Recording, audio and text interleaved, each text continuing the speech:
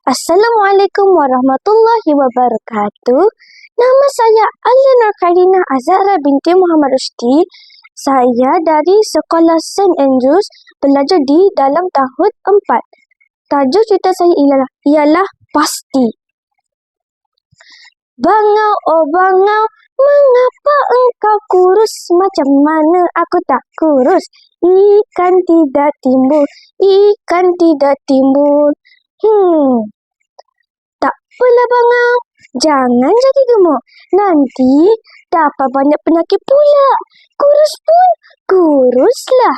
Yang penting sihat, kata Aina sambil melompat-lompat kegembiraan di tepi sawah. Ayah dan ibu yang sibuk menuai padi tersenyum lebah melihat telatah comel permata hati mereka. Di sawah inilah taman permainan Aina. Kerbau, burung-burung, dan rama-rama menjadi teman sepermainannya. Aina, kau tak bosankah tinggal di desa? Nada siok, hidup di bandar siok, kata Wahidah. Alah, anak petani, kasihan, hidup miskin dan merana. Tak macam aku, kaya, bahagia. Sindir Sofia, anak orang kaya yang sering menunjuk kekayaannya. Aina hanya diam. Aina, kekayaan itu bukan diukur dari banyaknya harta benda, tapi kekayaan itu adalah kekayaan hati, pesan ibunya. Semoga kau akan faham apa maksudnya hidup kaya, hidup bahagia, Sofia, bisik hatinya. Aina cepat-cepat menyiapkan latihan kerana pada petang itu dia akan menolong ibunya menjual sayur-sayuran di hadapan rumah. Kemudian dia akan mandi-manda dengan kawan-kawannya di anak sungai yang tenang dan jernih.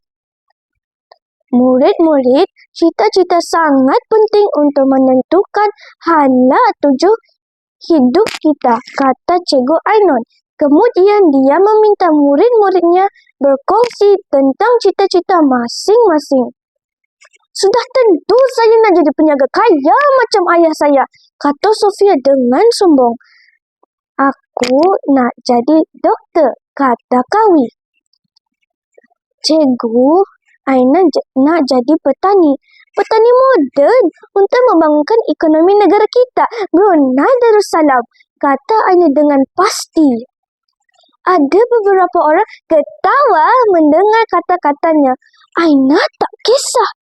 Titah ke bawah duli baginda Sultan yang didengarnya melalui radio yang mengatakan sektor pertanian adalah nadi ekonomi negara yang masih terniang-niang di kepalanya. Aina terus berusaha tanpa putus asa.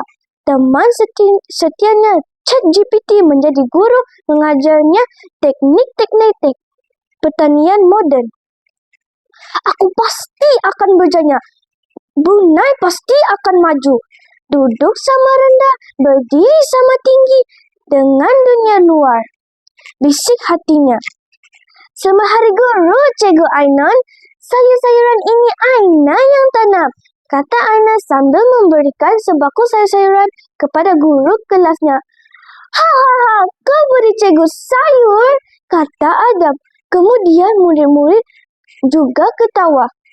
Murid-murid, inilah hadiah yang istimewa, ikhlas hasil usaha Aina, kata Cikgu Ainon. Aina tersenyum kasihan melihat kawan-kawannya yang masih berfikiran kolot itu. Suatu petang sedang, Aina dan ayahnya menunggang motosikal balik ke rumah. Tiba-tiba mereka ternampak sebuah kereta terbalik dan enjinnya berasap. Tolong, tolong, tolong, selamatkan saya, Aina. Tiba-tiba Aina terdengar suara dari kereta itu. Aina terlihat Sofia di dalam kereta itu. Tanpa membuang masa, Aina dan ayahnya terus membantu menyelamatkan Sofia dan ayahnya yang telah pengsan itu. Terima kasih, Aina. kau telah menyelamatkan nyawa aku dan ayahku. Kau masih sudi menyelamatkan aku. Walaupun selama ini aku selalu menghina engkau. Maafkanlah aku, Aina, kata Sofia lalu menangis sambil memeluk Aina. Keesokan harinya, sebaik sahaja Aina melangkah masuk ke dalam kelas, kawan-kawannya berlari ke arah Aina dan memuji keberanian Aina menyelamatkan Sofia. Kalau aku tak akan menyelamatkan Sofia yang sombong itu, kata kawan-kawannya. Aina tersenyum. Kawan-kawan, hidup di dunia ini hanya sementara sahaja. Kita buat yang terbaik untuk diri sendiri dan orang lain. Bagaimanakah negara kita nak maju kalau kita saling menghina dan membenci? Kita sepatutnya bersatu padu dan hidup harmoni. Barulah wawasan negara pasti tercapai, kata Aina dengan pasti. Sekian, terima kasih.